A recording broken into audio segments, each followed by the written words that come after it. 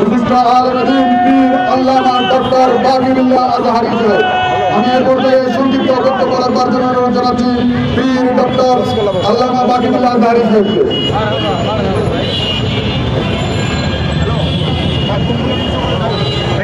نحمده ونصلي ونسلم على رسوله الكريم أما بعد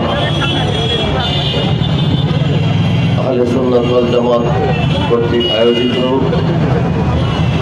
Dhaka press ক্লাবের সম্মুখে এই আজকের এই মহান মানববন্ধনে উপস্থিত আহলে সুন্নাত ওয়াল জামাতের আমাদের শ্রদ্ধাভাজন নেতৃবৃন্দ, উপস্থিত সুধী মণ্ডলী, আসসালামু আলাইকুম ওয়া রাহমাতুল্লাহি ওয়া বারাকাতুহু। আমরা সবাই অবগত আছি, এতক্ষণ আমাদের বিজ্ঞ নেতৃবৃন্দদের বক্তব্যের মাধ্যমে আমরা জানতে পেরেছি আজকের এই মানববন্ধনের উদ্দেশ্য। সুতরাং এখানে লম্বা কোনো কথা নয়। বাংলাদেশ যেমন মসজিদের দেশ, পৃথিবীর মধ্যে 1 নম্বর মসজিদের দেশ হলো বাংলাদেশ, ঠিক তদ্রূপ বাংলাদেশ সুফিবাদী ওলি আউলিয়ার দেশ। সেজন্য এই ওলি আউলিয়ার দেশে ওলি আউলিয়াদের অনুসারী একটাই পথ, আহলে সুন্নাত ওয়াল জামাত। এই পথের যাদেরকে অনুসরণ করে আমরা চলি তারা হলেন আল্লাহর আউলিয়ায়ে কেরাম। এই ওলি আউলিয়াদের বিরুদ্ধে যে কোনো সময়ে যে কোনো লোক যে কোনো ষড়যন্ত্র করে থাকুক, সেই ষড়যন্ত্র এই দেশের সুন্নি মুসলমান, শান্তিপ্রিয় সুফিবাদী মুসলমানেরা এই দেশের মধ্যে সেই ষড়যন্ত্র বাস্তবায়ন করতে দিবে না।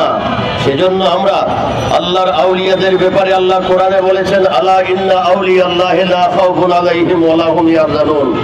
সুতরাং আমরা সেই ওলি আউলিয়াদের অনুসারী, আমাদের হাতে অস্ত্র নাই, লাঠি নাই, আমরা সে সমস্ত কিছু দিয়ে রাজপথে আসি না। আমরা ওলি আউলিয়াদের অনুসারী, আর আল্লাহর আউলিয়ারা হলো বেলায়েতের অধিকারী। সেই বেলায়েতি শক্তি দিয়ে আহলে সুন্নাত ওয়াল জামাত চলে। সেজন্য আমরা শান্তিবাদী সুফিবাদী মানুষ, আমরা মানববন্ধনে জড়িত হয়েছি। আমরা কোনো মিছিল, লাঠিচার্জ, আঘাত এই সমস্ত পথে আমরা বিশ্বাসী না। সেজন্য আমরা শান্তির সাথে দেশের পরিচালনার দায়িত্বে যারা রয়েছেন তাদের উদ্দেশ্যে আমরা বলছি, এই ওলি আউলিয়াদের বিরুদ্ধে যাতে কোনো ষড়যন্ত্র এই দেশে করতে না পারে, আপনারা সেদিকে বিবেচনা করে কাজ করবেন। আর আমরা দেখেছি মদিনাতুল মুনাওয়ারায় দয়াল নবীজির রওজা শরীফ, সেটাকে স্থানান্তরিত করা হয় নাই, মসজিদকে সম্প্রসারণ করা হয়েছে। ছোট্ট মসজিদ ছিল মসজিদে নববী, সেটা আজকে লক্ষ লক্ষ মানুষ নামাজ পড়ার মসজিদ হয়েছে। সেখানে নবীজির রওজার স্থানান্তরিত করার কোনো পরিবর্তন করার সাহস হয় নাই। আবার আমরা দেখেছি ইরাকে গৌসে পাক আব্দুল কাদের জিলানী রাদিয়াল্লাহু তাআলা আনহুর রওজার পাশে ছোট্ট একটা মসজিদ ছিল, সেটাকে আজকে লক্ষ লক্ষ মানুষের নামাজ পড়তে পারে মতো মসজিদ বৃহত্তর অনেক বড় করা হয়েছে, কিন্তু রওজা শরীফের উপর কোনো আঘাত তারা আনতে দেয় নাই। সুতরাং আমরাও আজকে যে কোনো ওলি আল্লাহর ষড়যন্ত্রমূলক হোক, মসজিদ বা অন্য কোনো কারণে মাজার স্থানান্তরিত করার নামে ওলি আউলিয়াদের উপর আঘাত, সেটাও আমরা মেনে নিতে পারি না।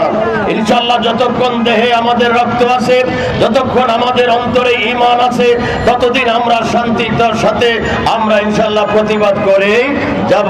আল্লাহ তাআলা বলেছেন, ওয়া মা ইউআযযিম শাআইর আল্লাহ ফা ইন্নাহা মিন তাকওয়াল কুলুব।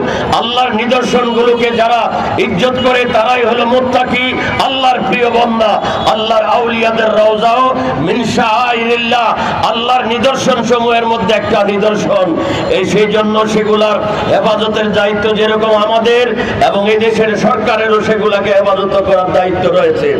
আর আমাদের সুন্নিয়তের অন্যতম রণবীর আহলে সুন্নাত ওয়াল জামাতের সংগ্রামী সাংগঠনিক সচিব পীর মুফতি গিয়াসউদ্দিন তাহিরির বিরুদ্ধে যে ষড়যন্ত্রমূলক মামলা করা হয়েছে, সেটা সেটার আমরা আজকের এই মানববন্ধন থেকে পীর মশায়েখ ওলামায়ে কেরাম ওলামায়ে আহলে সুন্নাতের পক্ষ থেকে আমরা তীব্র নিন্দা জ্ঞাপন করছি। যে উদ্দেশ্যে আল্লামা তাহিরির বিরুদ্ধে মামলা করেছেন, সেই দিন আল্লামা তাহিরি আমাদের সাথে ঢাকায় সরওয়ার্দী ঈদে মিলাদুন নবীর মাহফিলে ছিলেন। সেজন্য আমরা বুঝতে পারি এটাই মামলা করা হয়েছে ষড়যন্ত্রমূলক। বাতিল পন্থীরা আমাদের সুন্নিয়তের নেতৃবৃন্দ যখন এই দেশে সুন্নিয়তকে নিয়ে সামনের দিকে অগ্রসর হচ্ছেন, সেই সময় তারা বিভিন্ন পায়তারা তারা করছেন, তাদের শক্তি দুর্বল হচ্ছে, সুন্নিয়তের শক্তি ঐক্যের সাথে বৃদ্ধি হচ্ছে, সেজন্য তারা ষড়যন্ত্র করছে। আমরা সেটার তীব্র নিন্দা জানাই এবং প্রত্যাহারের জন্য আহ্বান জানিয়ে আমার বক্তব্য শেষ করছি। আসসালামু আলাইকুম ওয়া রাহমাতুল্লাহি ওয়া বারাকাতুহু।